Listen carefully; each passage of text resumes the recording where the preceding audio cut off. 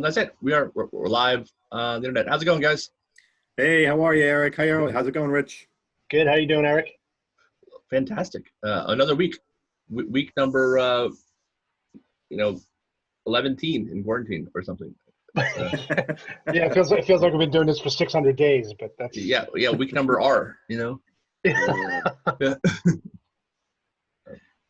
So we got with us Bobby Hazen. Rich, you want to tell folks who Bobby is? Yeah. So our guest today is Bobby Hazen. He's from the End Drowning Now and Saf-T-Swim Swim Schools. He's a district manager at Saf-T-Swim Swim Schools. He is the founder of the Long Island Drowning Prevention Task Force, which was renamed to End Drowning Now. He's also my partner in crime when it comes to water safety and our Respect the Water program. So he joined us today to share some insight he has in keeping kids safe around the water, especially right now, especially considering what we're going through with the COVID-19 and the fact that I think for some parents, our attention is getting more and more diverted because of, it just becomes so, I don't know, I think the banality of everything is just causing, people just lose their focus. I know even with my 5-year-old, she'll ask me, "Oh, Daddy, can I go ride my bike?"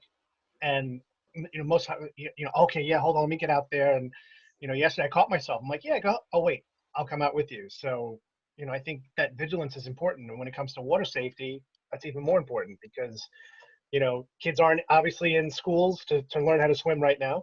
And, whereas I think they should be. And, so without that layer of protection, which to me is probably the most important one, is knowing how to swim, it falls on those other layers to kick in. And the only other active layer is parent, involvement. So, Bobby, I'll let you share. So go ahead.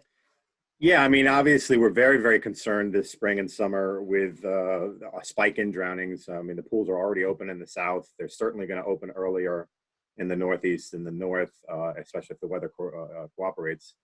And just like Rich said, parents have had the kids home and are used to the kids being home, so they're kind of in this mode where, hey, the kids are there, but the parents are preoccupied doing other things, and obviously concerns about worries is that they lost their job or getting online for the labor department and how they're going to get their stimulus check, and just being concerned with other things. And the layers of protection may or may not be there in a lot of cases, so these kids have the possibility of getting themselves into a bad situation. So we're really concerned that we could see a spike in drownings continuing over the spring and summer months.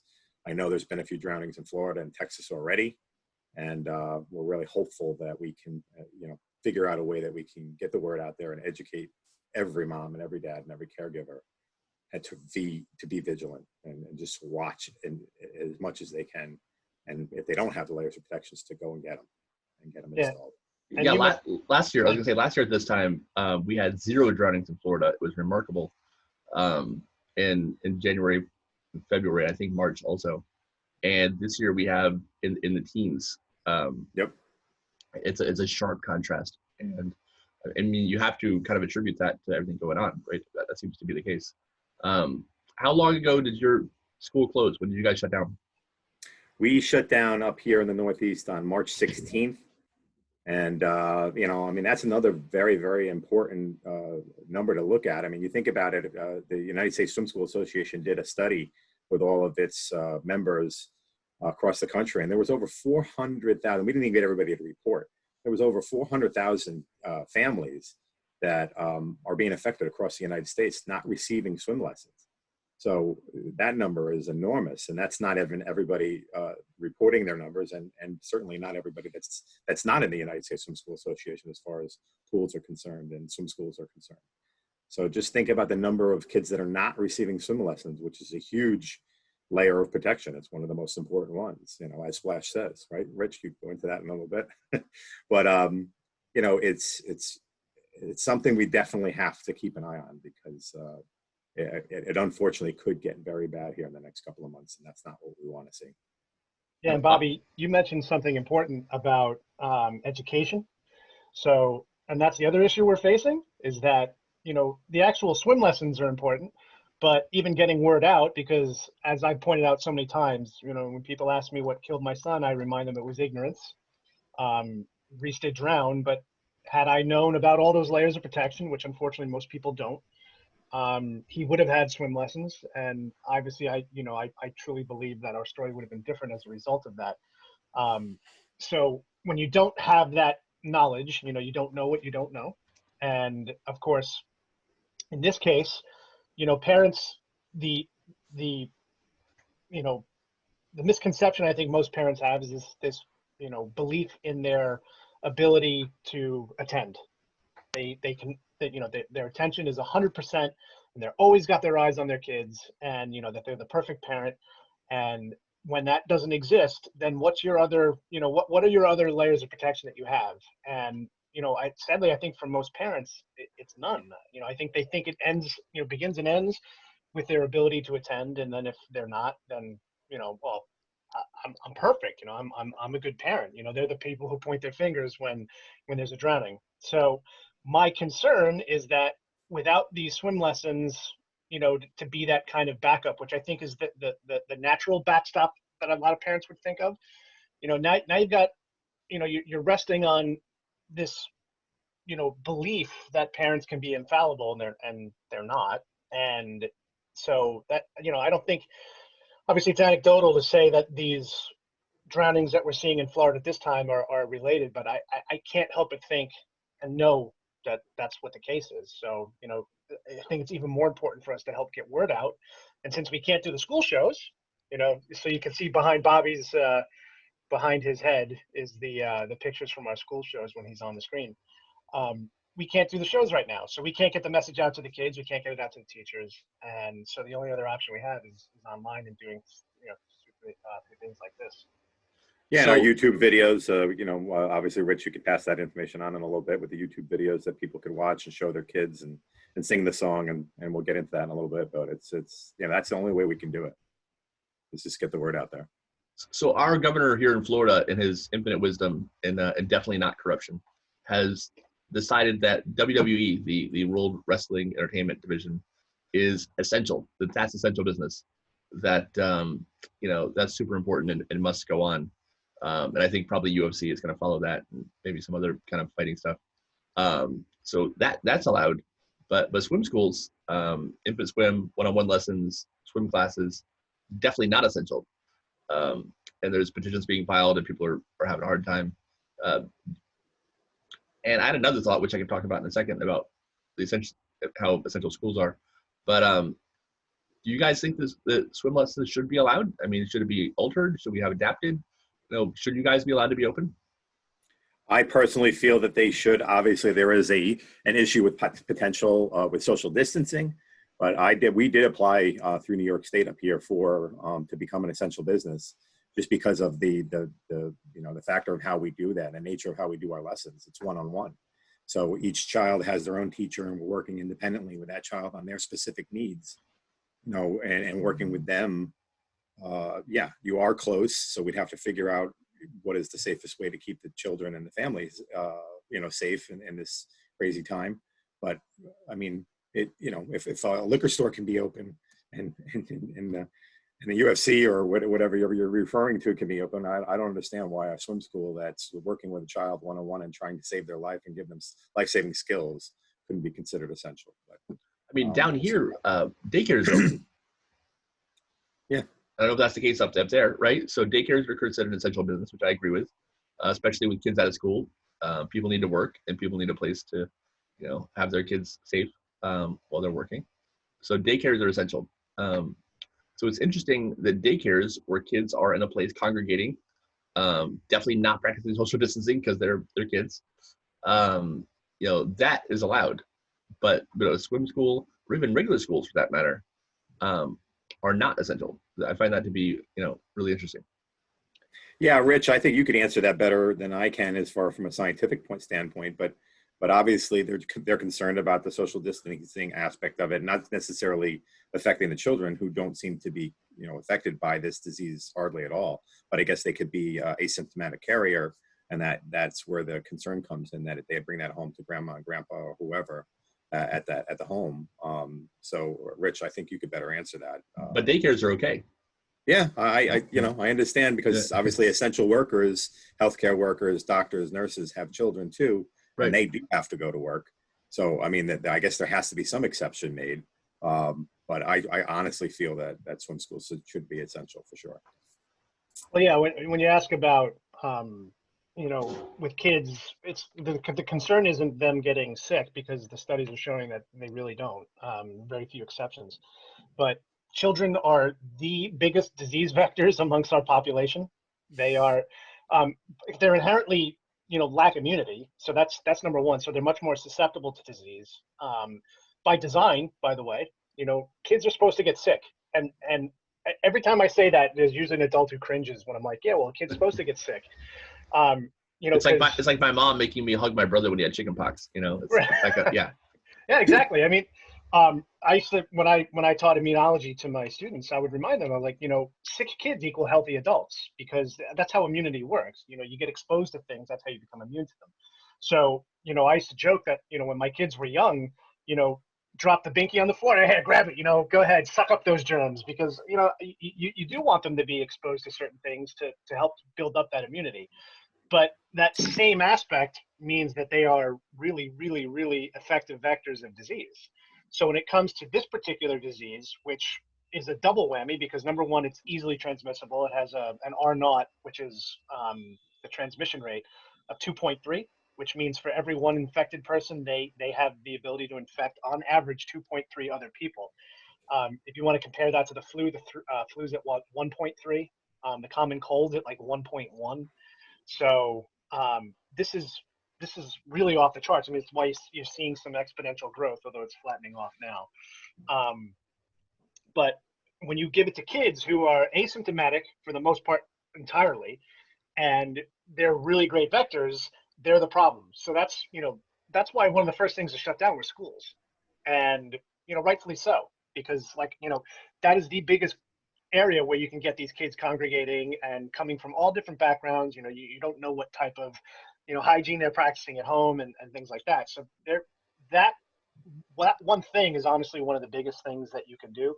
I know studies go back to the 1918 Spanish flu pandemic, and almost all the data showed that it was the closing of schools that was probably the most effective. So that's why they were one of the first to go. And I think, unfortunately, when you talk about a swim school, now you go, oh, it's school, we got to close them. But I think the dynamic at a swim school, or even just individual swim lessons, is totally different. Yes, there is an interaction, there's a physical contact between two people, but obviously there's other essential businesses that are getting this physical contact. I mean, if we're allowing WWE, they're not exactly staying 6 feet away from each other. No, not quite. Right. I mean, or daycares. Right. I mean, daycare is another example of that. And, if a daycare is an essential business, which I agree it is, then, swim lessons should be too. And yes, is there a chance of transmission? Absolutely. And I know in a lot of the essential businesses, I know up here, they've adapted very quickly. I went to my supermarket, had to get some stuff, went to the supermarket, of course, wearing my gloves and my mask. And they had already put plexiglass shields across all the checkout aisles, and I was amazed at how quickly this was done. And those little things, people don't think it makes a difference, but it does. I mean, obviously the easiest way to get this disease is through direct contact through mucus droplets in the air. So any barrier you can put up between you and someone else is gonna help mitigate that. So obviously when you have one-on-one contact, chances skyrocket. But yeah, there's always risk reward that's weighed into all of this stuff. And at the end of the day, I think these kids not getting swim lessons and these kids not getting this essential training is going to be more of a risk, and than the reward we get from social distancing them, especially if this is one of the few things that they are doing. And if they are going to a daycare, then I think swim lessons should be there too. And I understand the arguments on both ends. I'm a pragmatist too, but if I had to make that tough decision, my decision would be to open up swim schools. So here's my question where the line goes, right? So daycares are okay, right? We think swim schools should be okay, and I agree. Why not then regular school? Why not then public schools? If daycares are fine where kids are congregating, if swim schools are fine because we need to teach kids how to swim, why aren't regular schools essential? And I don't know the answer, by the way. I'm throwing it out there. So I do know the answer, actually. It has to do with literally it's an order of magnitude higher number of kids. There's just way more people. Yeah. Right.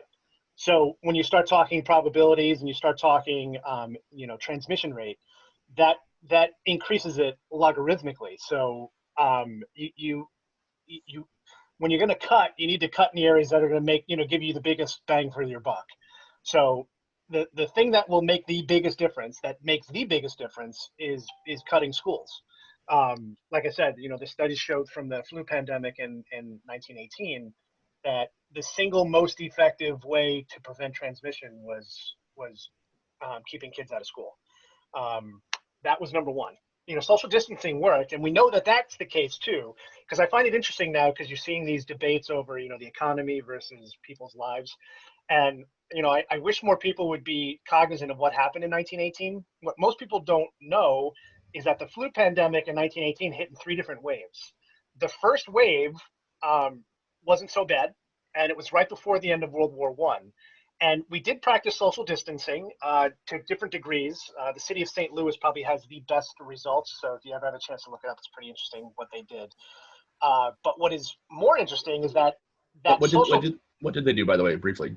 Oh, they were militaristic, basically, in how they shut down everything.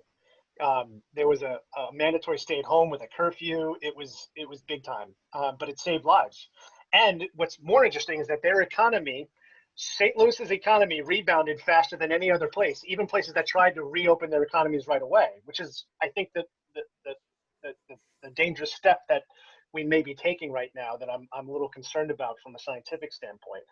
But when you look at what happened after that, after World War I ended, a lot of these social restrictions were ended so that people could celebrate the end of World War I. And what happened is you got a second wave, which was much deadlier, which, ironically killed more people than World War I did.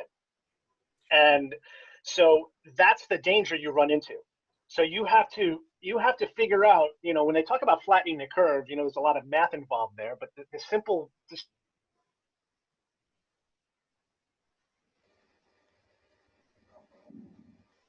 Oh no. He has frozen. I think we lost Rich. A breaking point is for the hospital. There you go. There you go.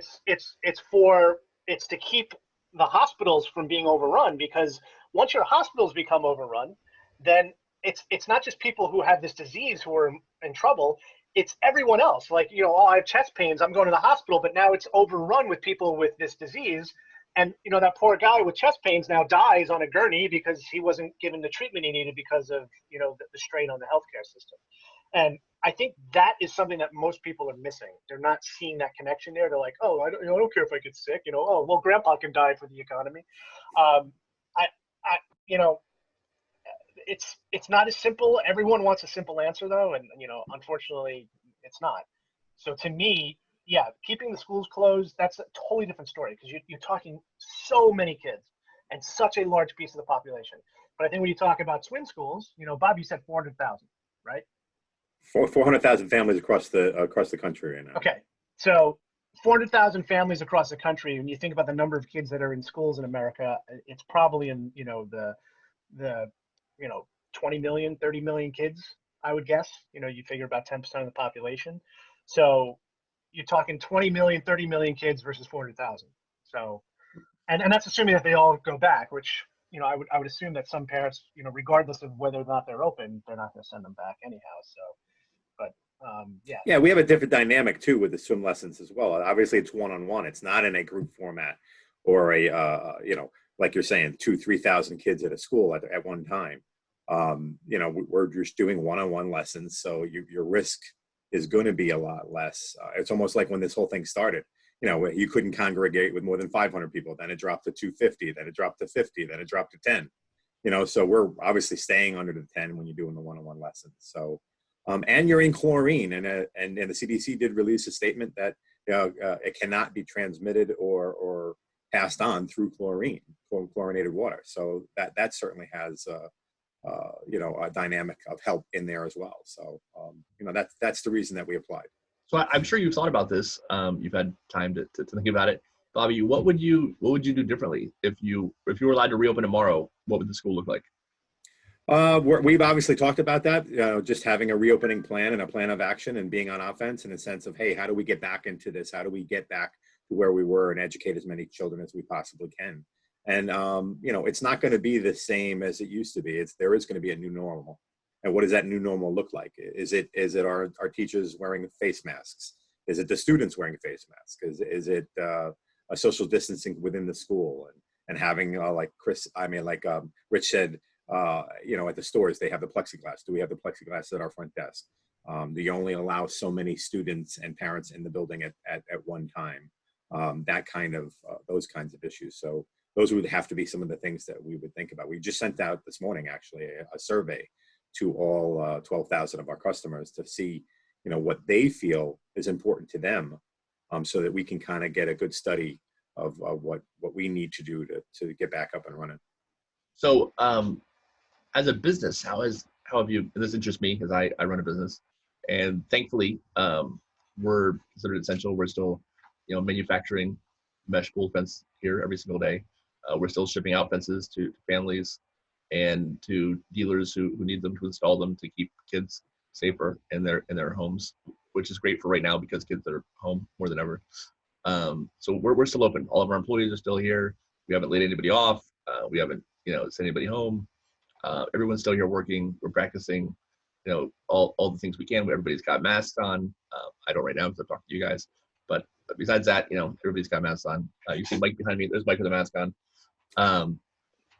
So yeah, we're thankfully we're allowed to still be open, and we are. I know you've got. There you go. Rich is putting his mask on. Say hi, Rich.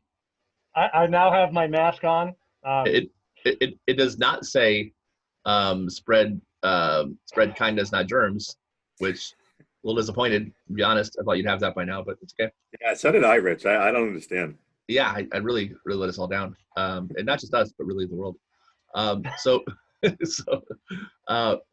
Bobby, what have you done? I know you guys. How many employees do you have? We have approximately 700 employees, and unfortunately, we did decide to keep everybody through the end of March. Which was approximately 2 weeks. Yeah. Just because of their families and just honoring them. But then when we looked at how long this might have to go on, we had to make a decision so that we could stay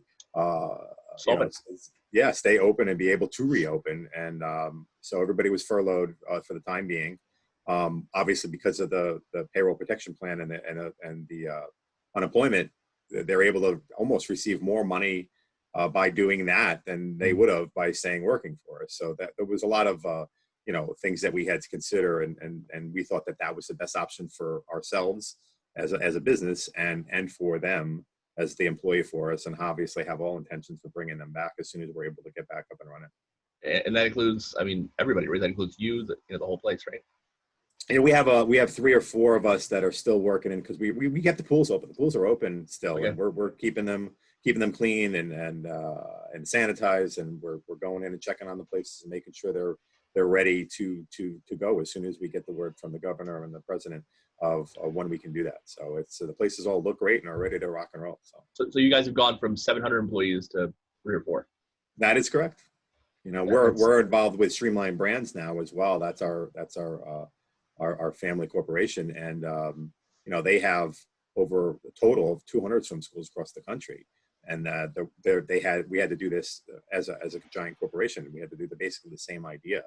So we're very, very interested to see when the government says that it might be safe to do so as far as reopening is concerned, and we can get back up and do what we love to do, and that's teaching swimming lessons.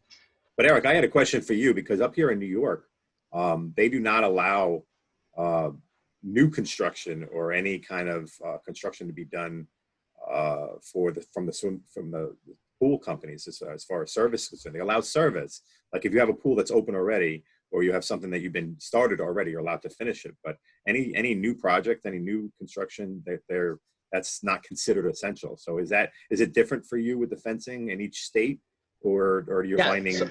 So for one, yeah, obviously it's different in each state, and in New York and New Jersey, our fencing doesn't require a permit and isn't being called into construction. I mean, you could theoretically get one of these yourself and put it in on your own. There's a DIY version. So yeah, because of the nature of the product and because of how it's put in, it's not really a construction project. It's closer to like a handyman, which is essential. And because it is a safety product, apparently we're allowed to keep going, which is nice. Oh, all right, that's good. That's good. Yeah, absolutely. So Streamline Brands, do you know how many employees they have nationwide? Oh, I don't know the actual number, but it's got to be in the thousands, I would imagine. So it's it was a big it was a big concern for them. I mean, it's a great company and they're really concerned about their people. But I think in order for them to stay relative in sense of, hey, how can we restructure ourselves and be ready to reopen properly? Whether that's June 1st, July 1st, whatever ends up being. How can we do that and be ready to do it properly and have the funds to be able to stay afloat, and that's what they decided to do. So I think in the great scheme of things, it worked out well, and I think it will work out well. And like I said, we're doing the surveys now to find out what parents and the families across the country are looking for and what they feel is important when they come back to swim lessons. And so far, we're getting a very positive response that everybody misses swimming lessons and can't wait to get restarted again. So Bobby, I have a question. Does Saf-T-Swim fall under the payroll protection plan coverage? Are they able to apply? Yeah, I didn't think so. We do not. No, you're too big, right? Too big. Yeah, the whole corporation as a whole. Never mind just Saf-T-Swim here on Long Island. It has 700 employees, but the corporation as a whole has too many. So I don't know if the government plans on coming out with something, for those middle of the road type companies. But yeah, unfortunately, we were not able to apply, and that really it was kind of why we made the decision we made because it really put us in a tight spot for sure. Yeah, we've applied for that, for the PPP, the payroll protection plan, through our local bank here, and we're still, we applied. We're still waiting on it, but it's honestly it's great. It's 10 weeks payroll, which right now would be huge. That's a lot of money, and it's and as long as you use it for payroll, allegedly, a portion of that or maybe all of it could be forgivable. So yeah, but it's only for 500 employees or less. So that's right. That's the same for us. What hurt us as far as it's big. So yeah, hopefully, we're able to get that, because if things do take a downturn for us, or we're not allowed to keep going, or the economy dictates that we can't stay open because no one wants to buy up with us, then having the ability to keep people on staff for another 10 weeks would be a big deal. Yeah, that would absolutely. Well, so are you guys trying to do it early? Oh, go ahead, Rich. Oh no, I'm just saying that we had to apply. I personally had to apply for it because I'm the sole employee of the foundation, and right. Our main revenue generator is school shows, which I can't do. So we applied for it too, but I haven't heard back yet. So and I heard that the funds have dried up, so I'm getting a little concerned. So. Are you doing it through a bank? Yeah, I did it through a bank. I actually my payroll provider is the one who set it up because they had all the forms and everything ready to go. So it was nice and easy. You have like an ADP or a Paychex or something? Yeah, I use Gusto. It's an online. They're great. Okay. But yeah, so if you do use Gusto, you can use the Respect Life Foundation as your reference. I get $100. But anyhow, it was all through them. But I haven't heard back, and now I'm freaking out. Like, oh my God, because if those funds have dried up already, and we can't get that, then I guess the next step is claim unemployment. But it is what it is. It's going to get rough for a lot of people. I don't think we're seeing the real economic impact yet. Someone said June recently, and that's kind of what I was thinking too.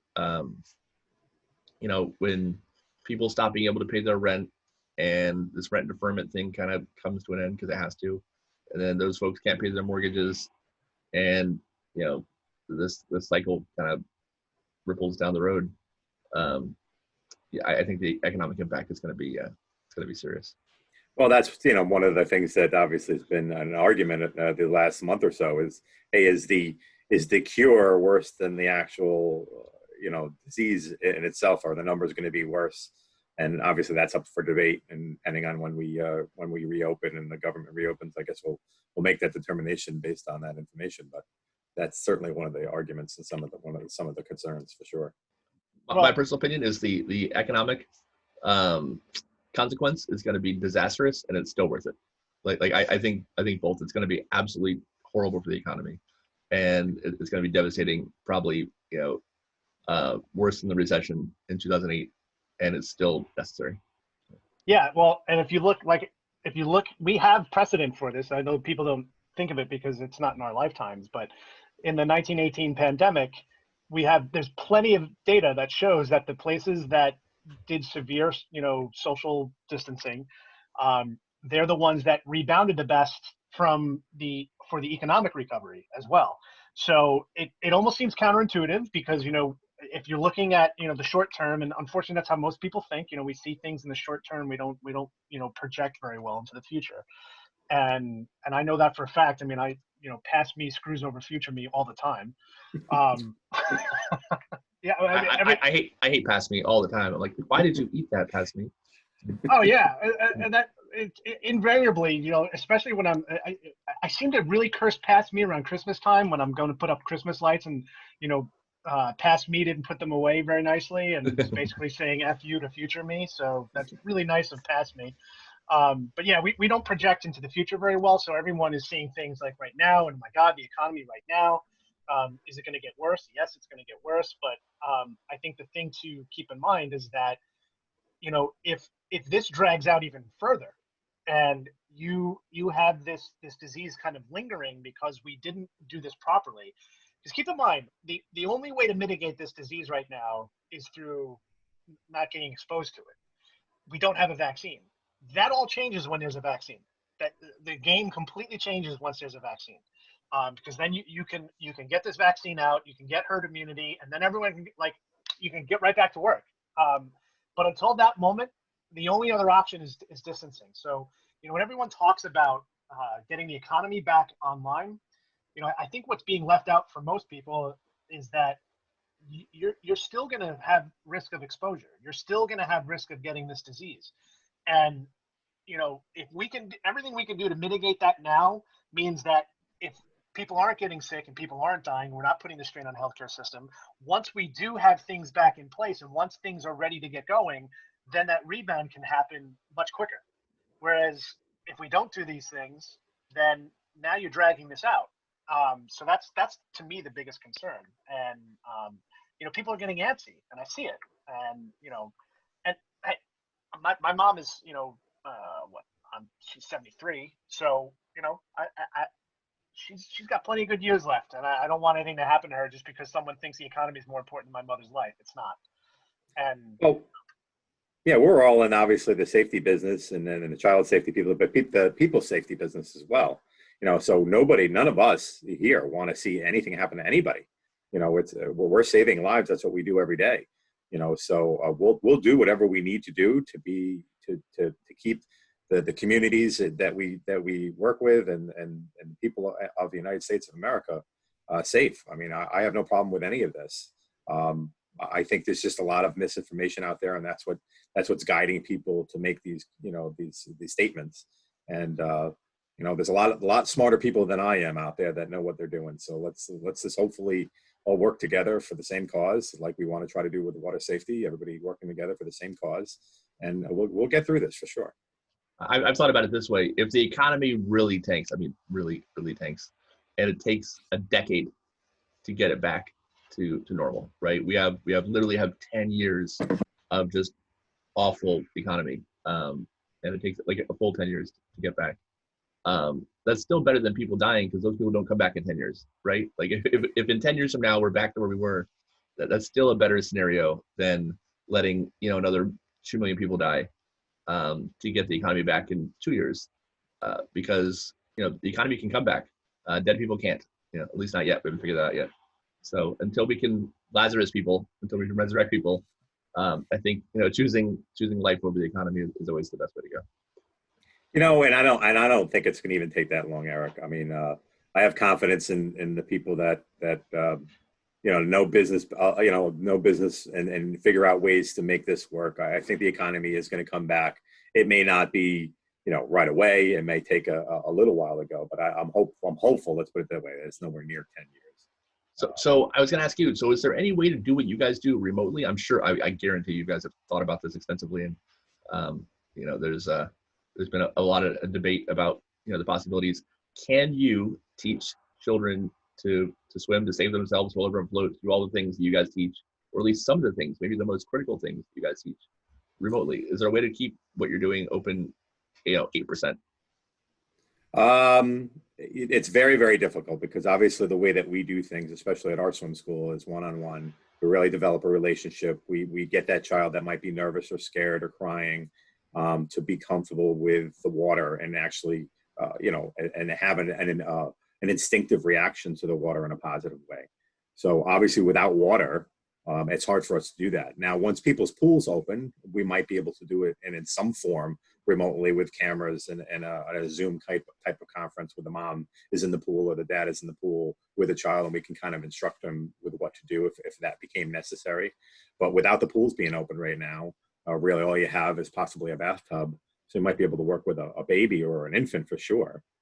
But we're just sending out a lot of like dry skills that people can do on land or on their carpet or on their couch, pillows, to just stay in shape and keep those muscles moving and some dry skills that will keep them prepared for when they are able to return right now. And Rich, what about the the presentations you guys do? Is there any way to do the classes? Is there an online version of that exists? Well, I mean, we have the YouTube you got the video. Yeah, the animated videos. we have the YouTube video from of Reese and Splash, and we just recently updated because another part of the program that we do has the Respect the Water song, which teaches all the aspects of water safety, and obviously it uses Splash as an acronym for all the rules they should know, and the song itself kind of reiterates all of those layers of protection. And obviously the first letter S is swim lessons, which we can't really do right now, but that doesn't mean that there aren't other things that you can do. And so I think that's important. So this education honestly becomes even more important. So yeah, I mean, if we can get people out to look at it online and see that, and I have. Do you want to hear the song? Because once I play it, though, you're never gonna get out of your head. There is nothing more on this earth that I want right now than to hear that song. Okay, all right. So you ready? Yes, you'll love it. I can't wait. I'm gonna share the screen. Okay, this is so exciting, and believe me, once you have this in your head, you'll probably hate me for it, but that's besides the point. All right, so here we go. Now, hopefully it'll play this screen. So, do you see the screen? Yeah. Yes, we do. Okay. Parents, we apologize now because your kids will sing this forever. We see the screen, but we don't have audio. You'll have to sing it. Oh, there we go. Respect the water, think splash. Respect the water, think splash. S-P-L-A-S-H, splash. S-P-L-A-S-H, splash. And swim lessons be put away toys, put up ladder and life jackets. A adult always watching as shuttle gates. A child to rescue. S-P-L-A-S-H, splash. S-P-L-A-S-H, splash. Respect the water, think splash. Respect the water, think splash. Think splash, think splash, think splash. Yeah, so enjoy that. I think my favorite song previously was probably something by the Beatles, but not anymore. I think yeah, right? this is it's now the greatest thing I've ever heard. So That's right. And the bad part is that, or actually, it's really the good part. The good part is it'll stick with the kids. I know my animator, not my animator. Sorry. Oh, we don't want to play it again. My illustrator do for we? my yeah, my illustrator for the book. When we're putting together a coloring book that goes along with the program. And I had sent him, I said, oh, I want everything to kind of coincide with, the message we're trying to give across. And so he wanted all the materials that we had for the show. And I sent him the song. And he, like, within 6 minutes of sending him the song, he emails me back. He goes, thank you so much. Now I can't get this song out of my head. And he texts me the next day. He goes, the song is still in my head. And I'm like, well, that was the whole point, But yeah, so, I mean, our hope is to, in whatever way we can get the message across, to keep doing it. So, and I just wish parents knew. I wish more parents were aware of how important it is. And like I said, you don't know what you don't know, and it's that ignorance that that worries me. So that's why it's so. Oh, go ahead. Sorry, go ahead, Eric. I was gonna say, who did the song? Who made it? Oh, so the song was done. I met a guy online. I don't know. Honestly, to this point, I don't even know how Randy and I were introduced to each other. I think he had done a kindness song that I saw on YouTube, and I reached out to him, and I asked if I could use it. And then we got to know each other through Facebook, and he loved what I was doing, and I loved, he's a songwriter. He's a teacher in Kansas, and he's done all these songs. So his YouTube channel is Jammin' Randy. It's awesome. He does all these ear catchy tunes. They're great. And he had actually invited me out to his school in Kansas to go speak to his kids.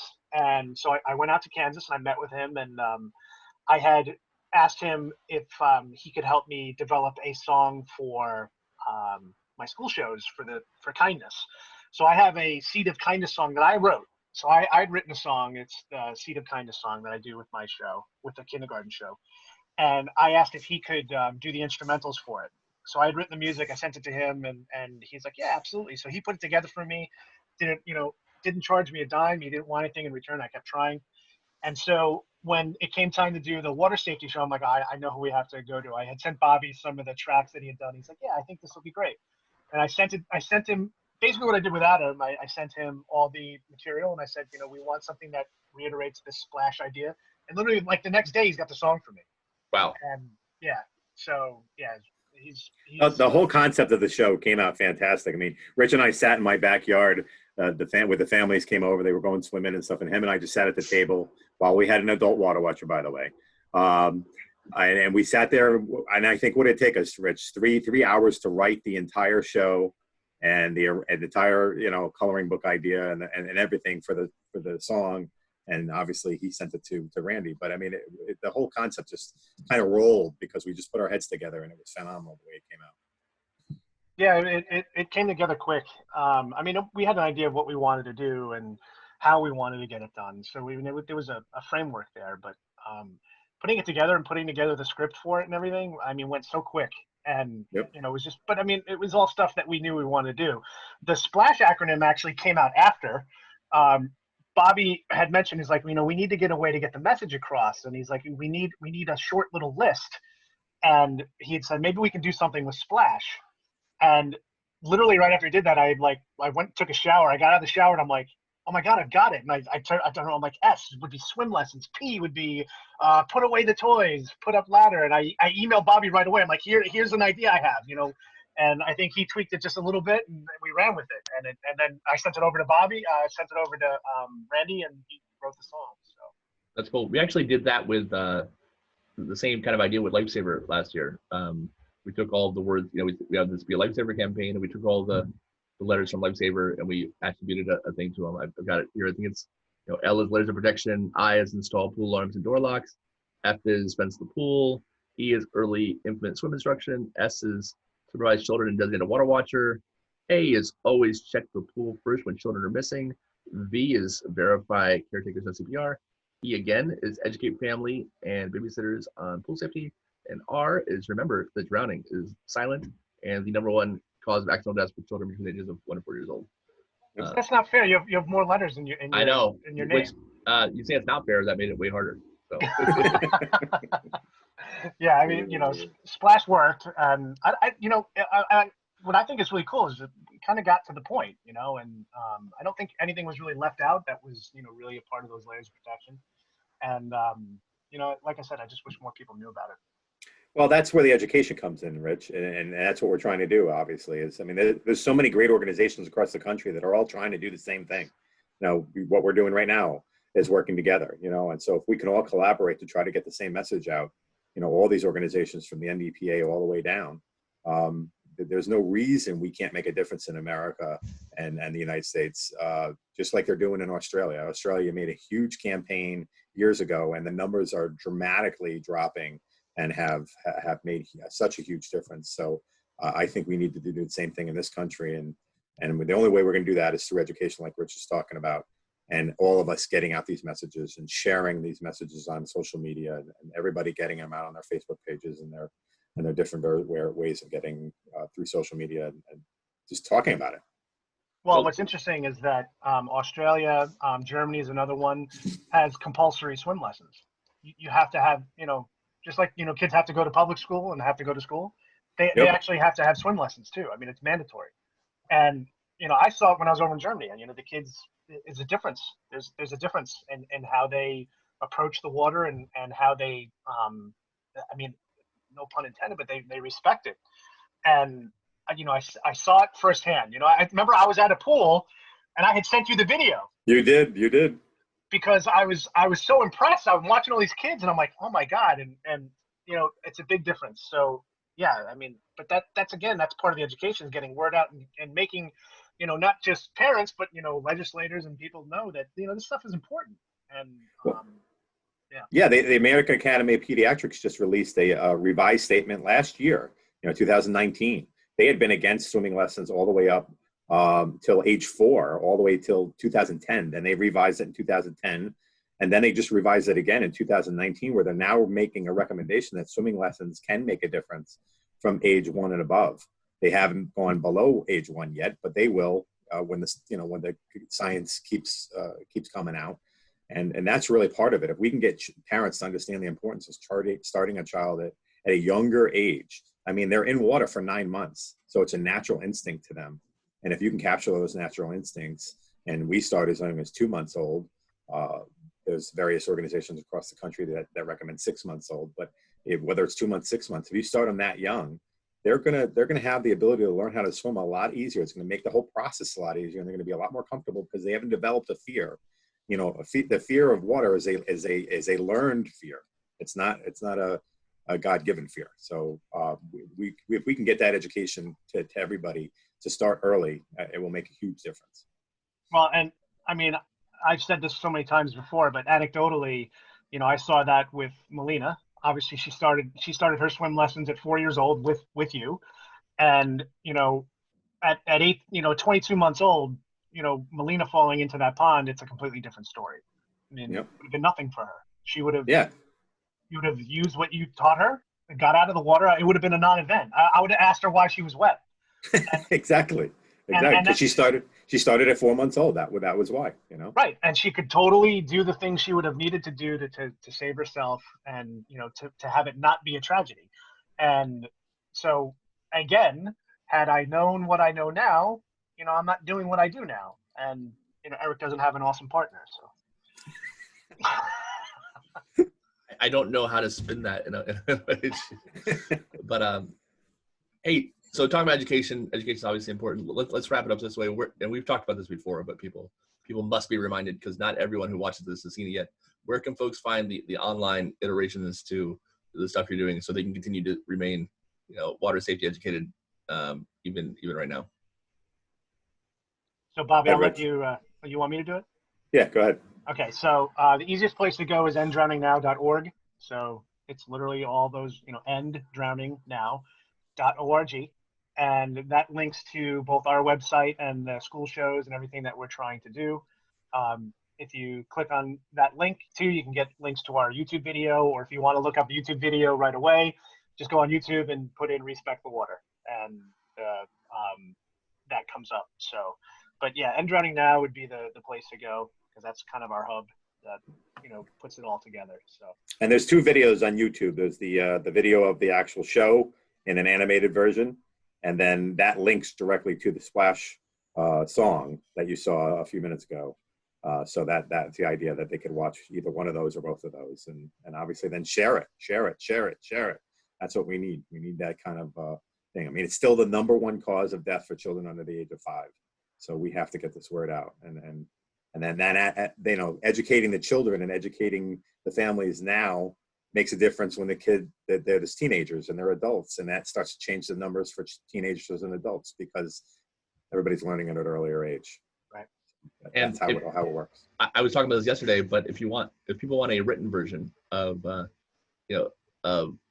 whole pool safety process. In fact, I tell people that the pool safety guide that's on poolfence.com will get you 80% of the way there of any of the pool safety experts you see on the news who might talk at the NDPA.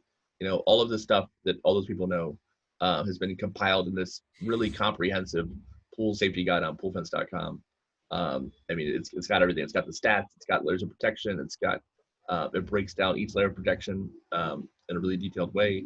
So, I mean, if you really want to be an expert in pool safety and know exactly what to do to make your home as safe as possible, there's a free pool safety guide. There's a PDF ebook version. There's an online version with videos. It's on poolfence.com. It's a tremendous resource. It was the first ever pool safety guide on the internet. It was put up, well, first it was in a book in 1989, and then it was on the internet in the early 90s, and it's been updated ever since. So it's a great thing. So poolfence.com has a really fantastic pool safety guide. Yeah, that's a great resource. I've seen it. It has really good information on there. But like Rich said too, you could just go on enddrowningnow.org. That has a bunch of stats as well that we've gotten from the NDPA and total programming aquatics and the people over there. It also has safety tips for around the not just pool safety. Remember, people are going to the beaches now too, and there's no lifeguards at the beaches yet. So that because the weather's changing and people want to get out of the house and they're antsy, they're going to the beach. Even in some cases they're not supposed to, but they are, and there's no lifeguards. So it's not going to be lifeguards for over a month.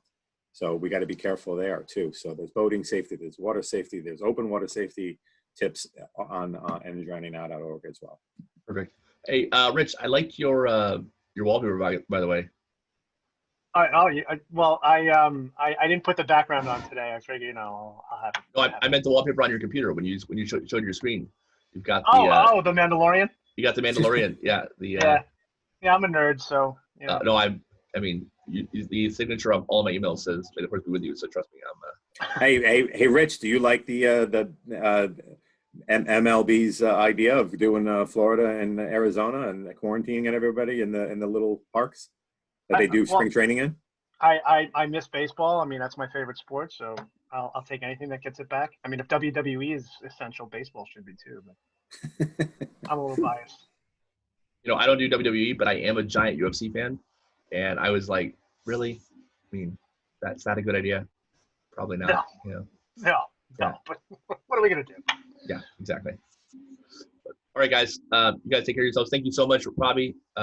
Fantastic information. Seriously, Rich, as always, you're amazing. And likewise. Thank yes, you. You too, Eric. And we thank you so much for the invitation. And hopefully we can all make a difference here and end drowning now. And next week we should have Carrie Bahor. She is, I would say, she's spearheading an operation down here. She's got a petition to make swimming lessons an essential business in Florida. She was on the news. She gave a shout out to us, which is great. Thank you very much. And yeah, she thinks like Bobby does that swim lessons, around the country, but specifically in her case in Florida, especially since pools are open in Florida and swim lessons are happening, in backyards right now usually, should be essential. So she's going to come on. She's going to come on next week, and we're going to talk about that. It's going to be fantastic. Interested to hear what she has to say. That's awesome. Absolutely. All right, you guys take care. We will see you all next time. Have a great week. All right, thank you, everybody. Thanks again, guys. Thank you. Bye.